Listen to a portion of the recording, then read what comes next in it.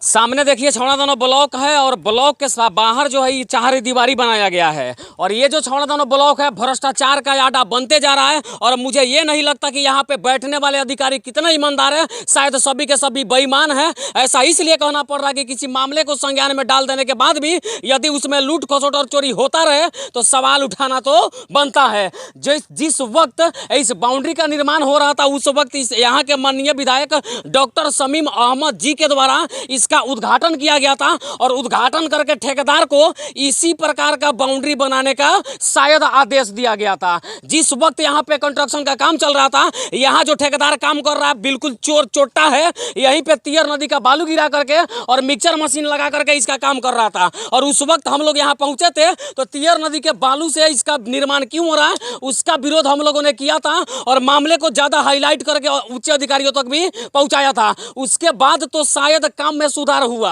हम लोगों ने एक आध बार दौरा किया, उसके बाद देखा कि काम अच्छे तरीके से हो रहा है, उसके बाद हम लोगों ने कोई हस्तक्षेप नहीं किया। लेकिन इस बाउंड्री निर्माण में यहाँ के इंजीनियर और यहाँ के ठेकेदार के द्वारा जो लूट खसोट किया गया उसका परिणाम देखिए कि अभी मात्र 1 से 1.5 महीना पहले ये पूरा निर्माण कार्य समाप्त हुआ और अंदर कुछ कार्य चल भी रहा है जिसमें गेट उट लगाया जा रहा है। और जब तक इसका पूरा निर्माण कार्य पूरा नहीं हुआ, और यहाँ से शुरू करिए पूरा बीम से लेकर के दीवार तक टोटल क्रैक हो गया और पूरा फट गया अभी 1 से 1.5 महीना के अंदर में। अब जरा सोचिए कि इस प्रकार के कार्य को देख करके सवाल उठाना बनता है कि नहीं बनता है। और यहाँ के विधायक जी और यहाँ के सांसद जी को मैं कहना चाहता हूँ कि महाशय, हम लोगों ने इससे पहले भी एक वीडियो बनाया था तो शायद आप लोगों को ये लग रहा था कि हम लोग झूठ मूठ के नौटंकी कर रहे हैं, लेकिन अब देखिए आपका ठेकेदार और यहाँ का इंजीनियर क्या ड्रामा किया है जिसका जीता जागता सबूत हम आपको छौड़ादानो प्रखंड के बाउंड्री के निर्माण से दिखाने का पूरा प्रयास कर रहे हैं। इस सामने ब्लॉक है, इस ब्लॉक में 15 पंचायत के मुखिया,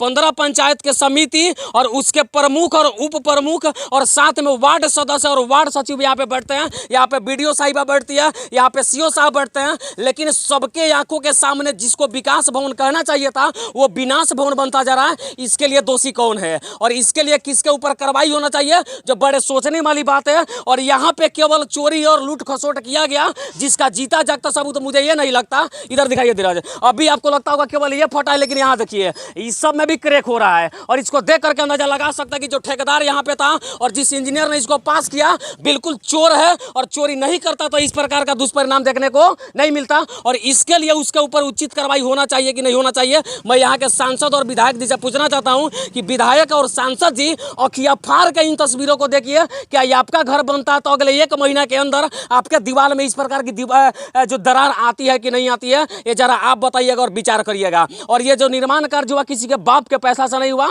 पब्लिक के टैक्स के पैसा से हुआ। तो पब्लिक के टैक्स के पैसा से अगर निर्माण हुआ और इतना जल्दी फट गया तो इसके लिए सबसे पहले यहाँ के ठेकेदार का लाइसेंस रद्द होना चाहिए और उसको जेल होना चाहिए और उसको सजा मिलना चाहिए और उसके ऊपर अर्थदंड भी होना चाहिए था। उसके साथ साथ यहाँ जो जेई है और जो जेई इस कार्य को करवाया उस जेई का भी नौकरी से बर्खास्त होना चाहिए और उसको भी जेल में डाल देना चाहिए ताकि इस प्रकार का कार्य बिहार में रुके। अब जरा सोचिए कि कोई भी सरकारी भवन, रोड, पुल पुलिया बनता है तो यहाँ के सांसद और विधायक जी इसका उद्घाटन करने आते हैं, लेकिन एक बात समझ में नहीं आता कि बिहार में जितने भी सरकारी भवन बनते हैं उद्घाटन से पहले कैसे धंस जाता है। चाहे पुल का बात करिए, रोड का बात करिए या किसी भी सरकारी भवन का बात करिए, सब उद्घाटन से पहले इसी प्रकार फट जाता है। और बिहार के फटे नेताओं को और फटे सांसदों को इसी प्रकार के फटे भवन का उद्घाटन करने का शायद से अब शौक लगा है। और यहाँ के सभी अधिकारियों को मैं बताना चाहता हूँ और भवन निर्माण विभाग को यह बताना चाहता हूँ और यहाँ के जेई को यह चेताना चाहता हूँ कि इसके लिए उचित कार्रवाई होना चाहिए। और हम लोग अब चुप बैठने वाले